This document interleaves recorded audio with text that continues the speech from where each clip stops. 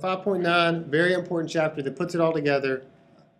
What does it look like to actually make a web request? So this is a day in the life of a web request, and I think it's really important that you read this section in the book. I know it's a little bit tedious, but if you know this, then I think you've been successful in this class. If you can explain this process, right? We're going to hit all the layers and hit a lot of protocols. So this is the scenario. A student comes to a campus network, say like Freed-Hardeman's, and we attach to the network and we request, we open up our web browser to google.com. All right, this is a really simple thing, something that y'all do every day, right? What is it that's really going on behind the scenes? We're going to put it all together and synthesize this. Okay, let's see, help me out here because it is complex and I want to make sure that it makes sense to you. All right, so we're connecting to the school network. Let's just get a feel of the topology here. This is the school network and the school's router, also school switch.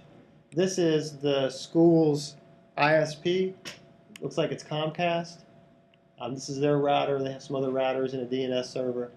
And this is Google's network and their web server. We can see what the IP addresses of the web server is and what the IP address ranges of the networks are. Okay. So this is us. We open up our browser and browse to Google. All right. What is, we know that the web page is being hosted down here on Google server, and essentially we just need to get that file, right? It's a web page, HTML in there. We need to get that file in transferred from the web server to our computer. What's the first thing that happens? What's the very first? We get an IP address from the network. Right. We have to get an IP address from the school's network. And what protocol does that?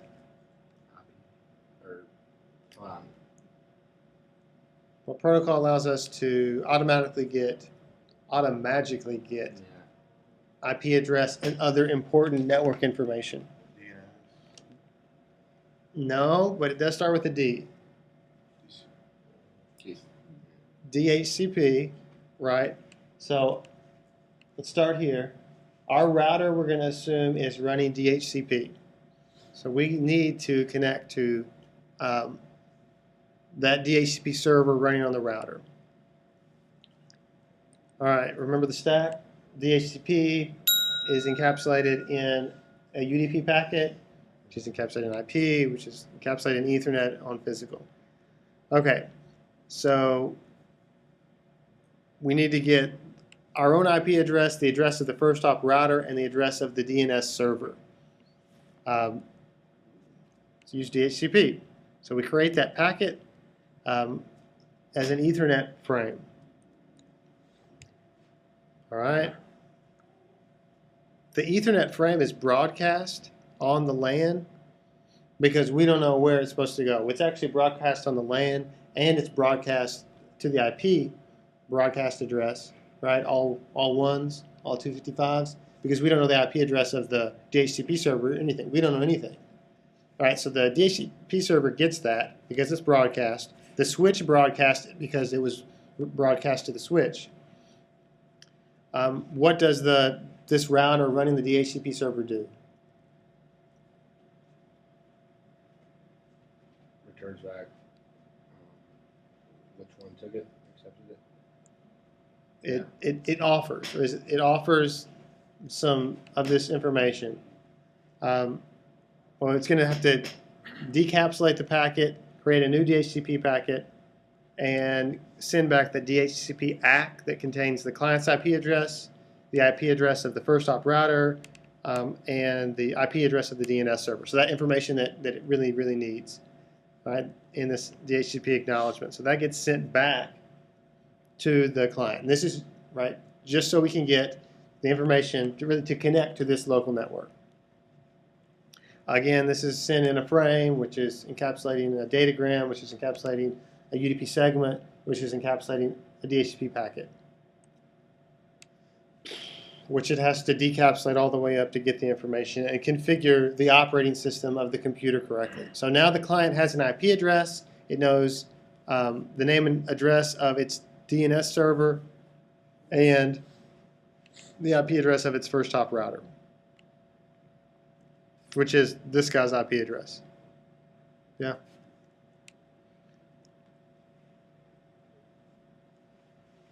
Right, I think that's what we said. Oh, I guess we should say, at this point, I believe the, no, I think this was still all broadcast. Okay. So now we're ready to send out our HTTP request packet. Remember that, where we're requesting a page from google.com. We're actually requesting www.google.com. So what's next? We have the domain name that we want, but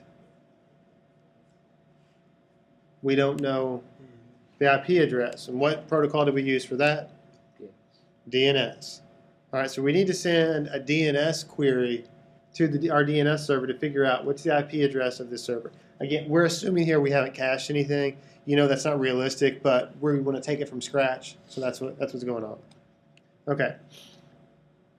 So before we can send our HTTP, we've got to get DNS taken care of. DNS is also in a UDP packet, so we're going to encapsulate that. However, in order to send this, we need to know the MAC address of the router. I think our previous communication has just used broadcast packets because the client didn't have an IP address, so it had to broadcast. Now that we have an IP address, we need to know the IP address of the router. No, we know the IP address of the router, so we have to know at the link layer. We need to know the MAC address.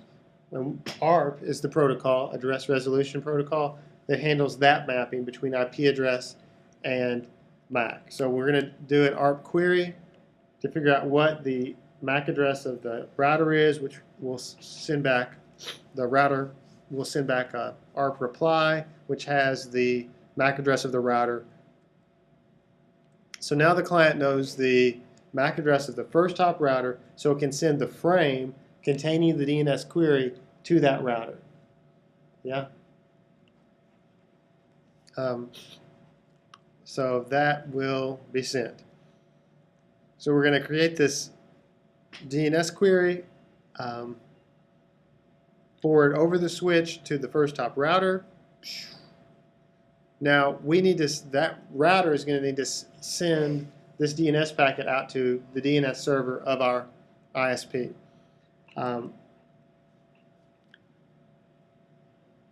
Since this packet goes over the global, the real internet and external internet, it's going to be routed, right? This right here is kind of nebulous. It could be a complex kind of connection, and it's going to be routed over routers that have routing tables that were configured using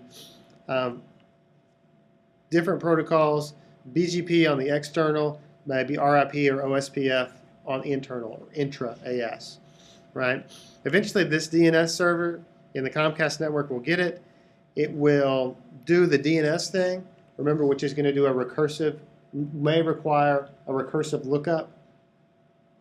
You know, we have to go to the root server and the top level domain and so on, or it might just have it. I mean, certainly for Google, it would have google.com cached, and it would then reply back with, this is the IP address of the Google web server that you need. Okay. So we're going to assume that we get that packet back. I don't have animation on this, just imagine it. Right, the DNS server sends back a DNS packet that'll get routed back to the laptop so that it learns the IP address of google.com. Are we good on that? All right, so we've done a lot of work, but we still don't have anything to show for it, like tangibly from Google. But now it's about time. All right, so remember that we're going to send an HTTP packet. What protocol does HTTP work over? You can read it. TCP. I mean IP as well, but the transport protocol is TCP. So HTTP is going to create a TCP connection, a TCP socket, to the web server. And remember how it does that using that TCP SYN Remember the SYN packet, SYN? SYN segment, yes. It does that three-way handshake, SYN-ACK and ACK and all that. To establish this connection, right, a two-way connection, to have a flow of data between the client, which is the laptop running a browser, and the server, which is a web server, like Google. So it goes through all that two-way handshake stuff, and will eventually, the server responds with the SYN-ACK, which is the step 2, send that back. And then we can finally start sending data over this connection that we've established. Okay, what data do we send? We send what's in that HTTP request, which is what we did in chapter 2. Remember that we actually connected to Fried Hardeman's server and we typed in some commands. Remember that? It was a really simple protocol like get file name, and we pressed enter twice to submit it. So that HTTP request packet is sent over the TCP connection, TCP socket that we just created. Of course, that's going to have all this encapsulation going on again, TCP, IP, Ethernet, physical layer, and we send that request to Google. Google's going to decapsulate that, the web server really, and will respond by creating an HTTP reply. That HTTP reply contains kind of the text of the web page, and that will be sent back in the same way over TCP and IP. At this point, in actuality, we know that the web page would probably have images and other JavaScript files, CSS files that would have to be downloaded. The browser would figure that out when it gets the web page and initiate more requests over this TCP socket if it was using persistent TCP connections and get all those other files as well. So we do that all over the same step. Yes, I mean it knows the DH. It doesn't. Right, it already did all the. It only has to do DHCP and DNS once. Remember that persistent and non-persistent HTTP. So depending on how that's configured, it might create a new TCP connection, or it might not. I think this example doesn't even show that. But after we've done all that, finally we get the web page displayed. And it's really impressive, right, that it just took me like 15 minutes to explain what happens in like 15 milliseconds on your computer, right? But this is what we learned in this class. There's a lot of protocols underlying the things that we do 100 times a day. But we can understand them by looking at them kind of a layer at a time, and it's sort of abstracting away the details when we don't want to think about that stuff anymore. We know that it works at a low level. What questions do you have about this? Am I underscoring how important this is for you to know? I mean, this is success in this class. If you can explain this, this process, given a scenario, then I think that we have done a good job in this class. There's a ton of other stuff you could know and talk about, and that we have talked about, but I think this is the core. Questions? Streaming video is that much more impressive. Yes. Yeah. So this is what we talked about in this chapter 5, principles. Talked about the error detection and correction. Remember that parity and CRC, internet checksum stuff. We talked about how you could share a broadcast channel, multiple access. Remember all the ways we talked about TDMA and FDMA and the Ethernet kind of ways of CSMA, CD, Aloha, slotted Aloha. We talked about all those protocols. We talked about how addressing works, how the 48-bit MAC address, how we use ARP to map between a network level address and a link layer address. And we talked a little bit, really, we kind of scratched out all three of these. Well, no, just these two. We talked about Ethernet, we talked about switches and VLAN some. Not as concerned about PPP or this virtualized networks. And what I think is the most important thing in the chapter is just synthesizing this whole class into how is it that we actually use the internet, how do all these protocols work together. So we've taken this journey down the protocol stack. We have a pretty complete picture of it now, except for the physical layer. So these are the networking principles that I'd like you to take away from this class.